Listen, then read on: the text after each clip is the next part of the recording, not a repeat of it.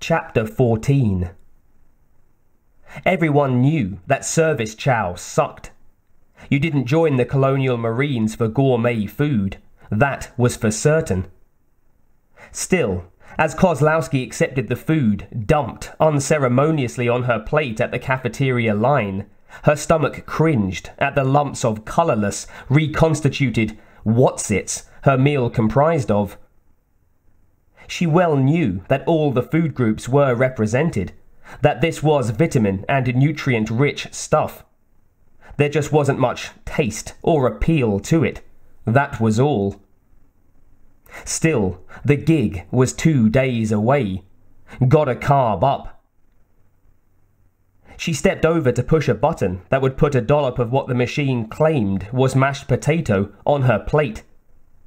She positioned the plate under the nozzle, still not quite there. She'd been a bit preoccupied ever since she'd seen that cloned torso down on Grant's deck.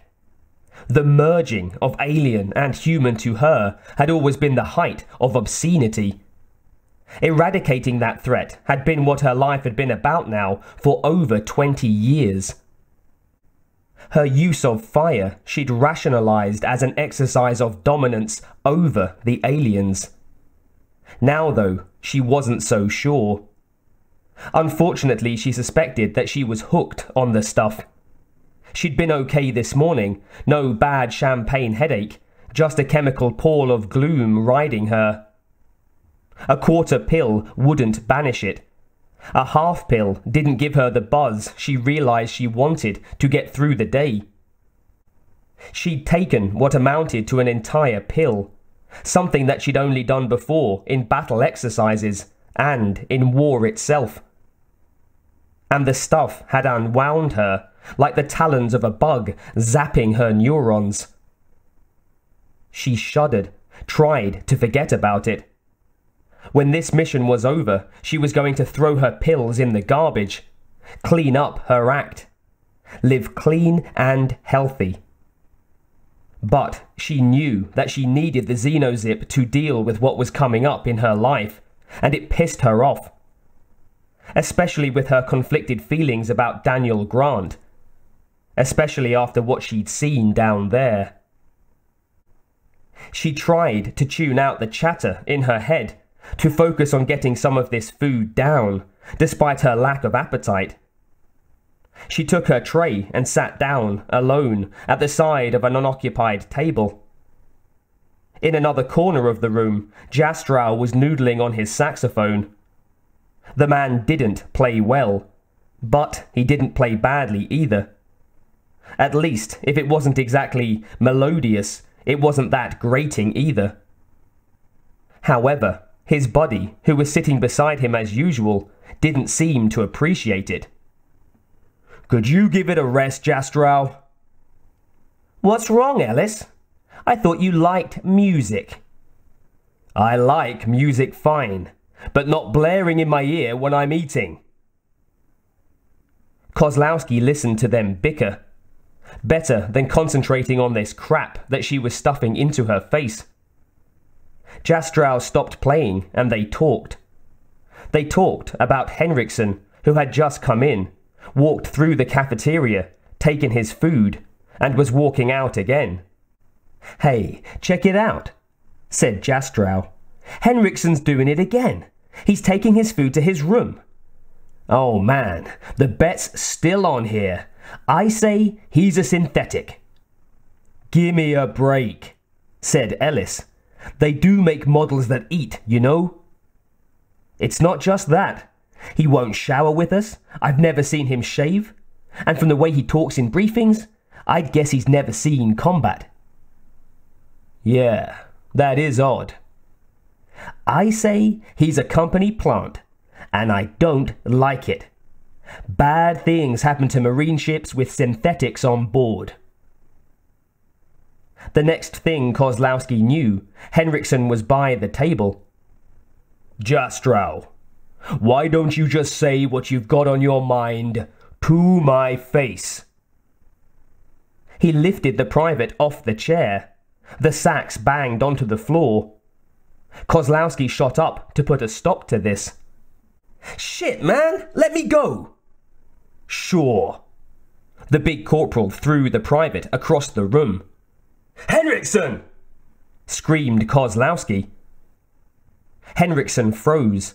He turned around and looked at his commander, his face impassive. Sorry. Ellis was leaning over, attending to his buddy, who seemed okay, just dazed.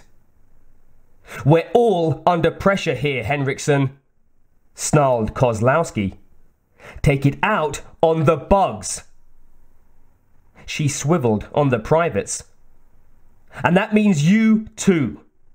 We're all working together on this. No divisiveness. You know, Corporal, a voice said behind her, I admire a man who doesn't take any crap. I honestly do. Grant's voice. He came up to them, and his easygoing arrogance seemed to cut through the tension. But the truth is, I need every last one of these troops for this operation. He looked over to the fallen Jastrow, who was just getting up. You don't have to kiss and make up, but please don't mash his skull, okay? Thanks. Henriksen nodded. Kozlowski dismissed him. He took his food and went off again towards his quarters. Kozlowski turned to the others. All right, back to the chow. I don't want any energy-deficient troops when we get down to work. As an example, she went back to her own plate, which had gone cold. Nonetheless, she began to stuff it into her face. Grant came over to her. Colonel, he said in a low voice, can we talk a moment, please? Alone? Pull up some victuals, Dan. If I've got to work my way through this stuff, so do you. He didn't even try to argue. He went off, got a minimum order of gruelish reconstituted stew, and spooned it down, trying to look cheerful as they made chit-chat. The sucker looked much better now. Probably had himself a cocktail and a nap and a good hot bath. He even smelled good. Oddly, Kozlowski enjoyed the small talk. She was still annoyed at her attraction to the asshole, but she didn't have to let him know about it, and she could enjoy the warped sex appeal he presented on her own terms. He probably sprayed on pheromones, the conscienceless bastard. Finally, when she was satisfied the last morsel was gone from his plate, she agreed to go with him to somewhere they couldn't be overheard. But a meeting room, not his room. Look, he said. I didn't know you'd react the way you did down there. Corporal Henriksen took it well. He's even volunteering to double-check security. I just want to make sure I'm still getting the best out of you on our mission, Colonel. There was never any doubt of that, chum. You asked for the best, you got the best. But I want to tell you, I'm not real crazy about your methods. What I'm doing is for the benefit of mankind. She laughed in his face. Don't try and pull that one on me. You're doing this for the money. Ultimately, it will save lives. What are you talking about? You're risking good marine lives for this damned jelly and what all. For profit, pure and simple. You're a ruthless bastard. At least my superiors honestly believe what they're doing is right. I'm risking my own life here too, remember? Only because you're too scared to face up to a souped-up loan shark back home. He cringed. Ah, I told you that, eh? You bet. I'd pretty much guessed something along those lines anyway. Nonetheless, we figure a source for this, a safe, controlled source. We can finance a full erasure of the aliens on planet Earth. Studying them, we'll be able to know how to deal with them when we encounter them on other worlds. All sounds good. Doesn't change anything about what I think about you, though. You'll honour my concerns about the others, though, not letting them know? You think I want to undermine their morale by letting them know that a Xeno's going to be prowling in some cage below them while they're helpless in hypersleep? They're my people and I'll take care of them. You watch out for your own crew. Understand? I'm glad we're clear on this, Colonel. I really don't quite understand your hostility, though. I think it's best for both of our sakes if we get along much better. Don't push it, Grant. And most of all, don't push me. She got up, and she got away from him. If she hung around the handsome goon much longer, she didn't know what she'd do. Kiss him or kill him. She wasn't sure which she'd enjoy more.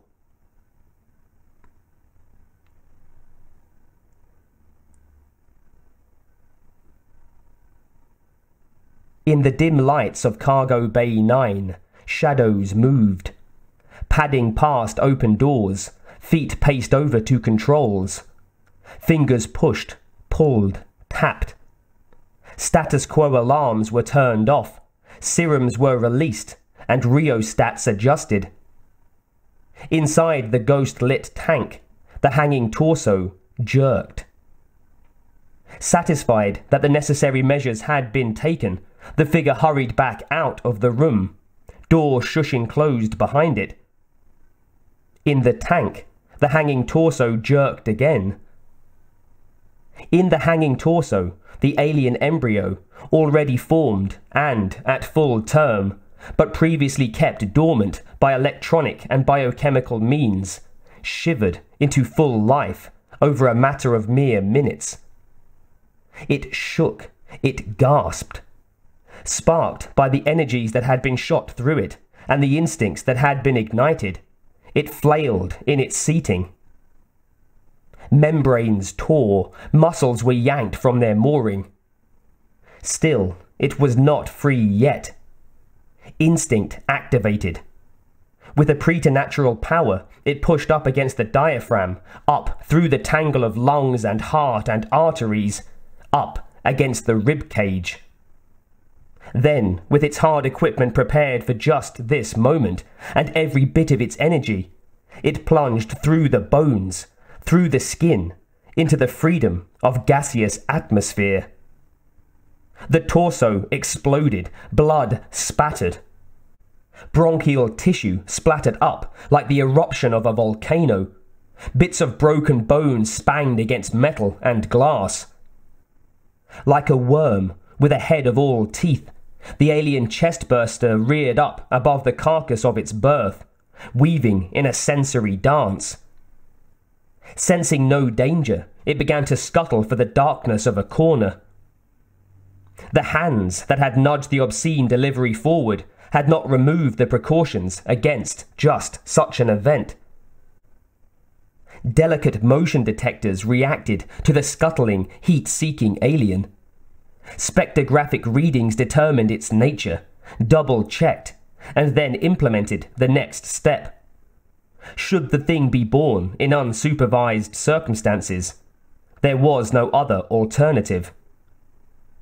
Servo motors hummed as coaxial cables controlled 3 separate particle beam weapons, aiming towards the source and form, causing the spectrographic abnormalities.